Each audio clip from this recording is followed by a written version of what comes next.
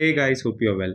So, in this video, I want to talk about one of the most discussed topics, and this question comes up to me a lot, especially in the past few years since the topic of manifesting a specific person has become very common and more people have started to talk about it. That is manifesting a specific person a form of manipulation? I have discussed this topic in some small detail in my previous videos, but I haven't actually made a separate video for this. So here I will be discussing a few topics, discussing a few aspects of this topic. Listen to this carefully. By the end, I will also explain some examples of what might come under manipulation and what you shouldn't actually be doing and investing your time in. So stay till the end and let's get into it. So first, theoretically, let's understand what manifesting a specific person means.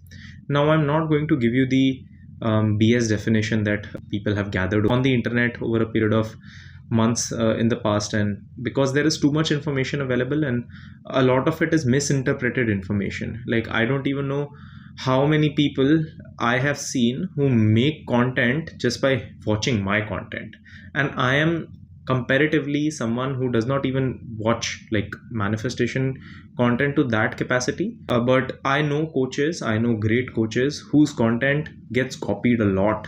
So because this happens a lot, what happens is one person is making, for example, I am making content from my own interpretation and understanding of the situation. Someone reads that content and makes content based on what they have understood from that one post, and because of which this becomes a recurring pattern where on the third or the fourth time it's just a few theoretical same words that people end up using, that you create this person, you manifest this person in this way, and this just becomes a common cycle. And that's where there is a lot of misconception that starts to happen. And I think as a community, based on the level of desperation that we as people have developed, it is very easy to get attracted. And this is not just you, I have been there. It's very easy to get attracted to situations where you are being offered a quick fix, and once we get attracted to that, it just becomes a spiral and a cycle of consistently trying to micromanage and overanalyze each and everything that the other person is doing and creating a situation out of nothing. So manifesting a specific person or love in your life is actually a very natural process. I will explain to you how it works and how it actually goes forward in a practical way and has been since forever. So first, let's practice some critical thinking. If at one place you are saying that everyone around you is manifesting and you have been manifesting since forever, that must mean that any guy that you have ever had that liked you, or any relationship that you have ever had before, has in some way, shape, or form been a reflection of you, right? So if you have had people around you, then it is a form of manifesting a specific person, right? It's just that you have been doing it unconsciously, but now we want to do it consciously. We want to do it deliberately. The whole concept works by you focusing and changing your assumptions about particular situations, and based on that you attract the kind of situations that now you feel aligned to. I will give you examples because I know this can be slightly difficult to understand. So let's understand by two examples of two different situations. Let's talk about two people. Let's say one girl is named Jane and one is called Stella. So we will take their examples and understand this situation. Let's say Jane, she comes up from a family where she has had love in her life, and where there have been healthy dynamics. She has had a good background when it comes to relationships, and she comes from that perspective where her brother, let's say, is very respectful and her friends are very respectful. So how a general cycle goes is you meet someone. So in the first place, when you meet someone, you will in the first place get attracted to people who support the idea of what you call love to be. So Jane in this situation would probably get attracted to people in the first place who would be showing green flag behavior. She wouldn't get attracted to someone showing red flag behavior in the first place. Like, that wouldn't be attractive to her because she comes from an understanding that love is supposed to be a particular way, right? So that is the first reflection that she would have, because a lot of people have this question that why do I keep manifesting emotionally unavailable people? A better question to ask yourself should be is, why do I keep getting attracted to emotionally unavailable people? That's a more profound approach and a more open approach, because then you will understand that your choices are also you pushed out. So then Jane, let's say gets attracted to a particular person. Based on her perception of herself, she will assume things. So let's say she has a great concept of herself. She will naturally assume that guys will like her. She will naturally not have trouble believing that she is valued, she is chosen. She will naturally not have the need to chase people. She will naturally not have the need to settle. She will have standards for herself, and all these things would be there. Based on her perception of men, she would naturally assume the best out of men. And that is how people around her will show up in front of her, right? So it will become a self-fulfilling prophecy where when she, let's say, she meets a guy and she starts liking him, she will naturally, based on these general assumptions, assume that things are going to be good. And let's say she has had good relationships before, so she will assume that this would be a good one too. And naturally, assuming relationships are good, she would have a better chance of attracting these kind of relationships in her life. It's a natural process. That's what manifesting a specific person is, based on her belief system about herself, men, relationships, and the concept of love as a whole. She got and will get this kind of guy in her life. But let's talk about Stella.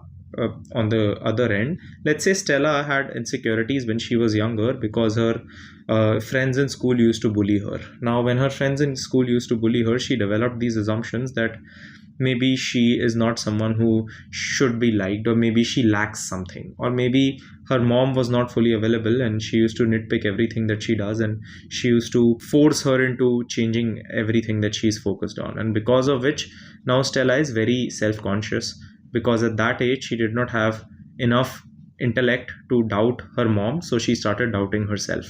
And this kind of situation kept brewing and brewing and brewing till she got to a place where she started to believe that there is something wrong with her. Now Stella, naturally, in her own way, because of her conditioning, will have a more difficult time believing that people will like her. So she will have a very less standard of what she will consider good. So men who will come to her, because she comes from that insecure place in herself, she will naturally assume that men will also think that way, or people around her will think that way. So even if these people would be showing some behavior which is not really acceptable or should be acceptable, she will accept it, because a part of her believes this is all she gets and this is all she deserves. Because if my own mom is going to treat me this way, why wouldn't men? Then she will accept this behavior, in a combination of not knowing how men are supposed to be and not knowing how she's supposed to act and what she's supposed to accept. She will accept a lesser behavior in her life. This relationship probably will not last to that great degree, which will eventually result in her definitions of relationships going down the drain. So later, either she will keep on getting attracted to men who would be unavailable because that's what she thinks she deserves, or she will be in a position where even if the guy that she gets attracted to or the relationship starts working out and is going good, if she comes from a place where she's insecure about this topic, she would somewhere sabotage it. So this is how naturally things work, and this is how we all go for it, right? This is why working on yourself is a non-negotiable and something I consistently keep on promoting. I don't get anything out of telling you to work on yourself. In fact, it would be easier for me and more attractive in terms of the kind of topics that I can make, because if I make a video that, how to get a guy in 5 days, that will get thousands of more views. I don't want to go in that direction. I don't want to hide things from you just because of these small silly things. So I don't get anything from it. The reason I promote it is because I have been there. I have seen people been there, and I know that it doesn't work, and I know that it doesn't last, and it doesn't get you the thing that you want, and it isn't really something you should spend your time into. So this is how a cycle of manifesting love in situations in your life goes. When we are deliberately manifesting a specific person, what are we focusing on? We are changing our assumptions about ourselves. We are changing our assumptions about how we see men, people, situations around us. We are changing our assumptions of relationships. And that's what we are primarily focused on. Because as we start to change these assumptions and these dynamics and this understanding of what love should be, we start to get and attract a better material in terms of it, and we start to change how people respond to it. So it's a natural process. I don't know why people start to assume that this is something different or voodoo or in that direction. And in fact, if you genuinely see, anything that you will consciously focus on manifesting will involve other people. If I'm manifesting more clients, for example, there is a specific person or a person involved there who's going to come to me and who's going to sign up. we are going to align in some way for that to happen. It's not just going to happen magically, right? So it always is involved in these situations. Now, yes, there are some things that you can do which can fall under the concept of manipulation, and a lot of people do this. If you are one of them, at least accept it to yourself. You don't have to accept it to anyone else, accept it to yourself. Manipulation works under things like, I will play hard to get when I'm, and there is nothing wrong with actually having a life outside of this. But if you're just, playing hard to get, coming out of insecurity and lack just to play relationship games, that's just you playing a relationship game. That's you trying to manipulate the situation.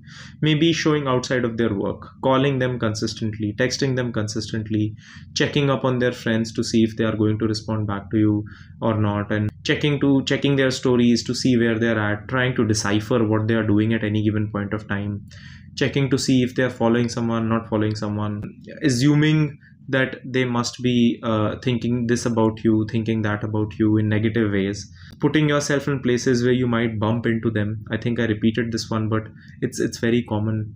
Then showing outside of their house, like all these things, these are subtle form of manipulation. Even telling yourself I will work on myself, but only working on yourself just so you can get a person, is a subtle form of manipulation, where you are manipulating yourself into thinking that my self-worth is only going to be dependent if this person shows up in front of me. So there are certain situations when, yes, manipulation is possible, where you try to make it happen in some way. I've even had people text me that, please text my specific person and tell him that I like him, like doing these subtle ways of manipulation, and tell him that as a coach you think that this relationship will work out. These are things I will never support, and in fact only make you come from a space of lack and desperation. And one feeling that you should eliminate from your life is desperation. The only thing you should be desperate about is changing yourself.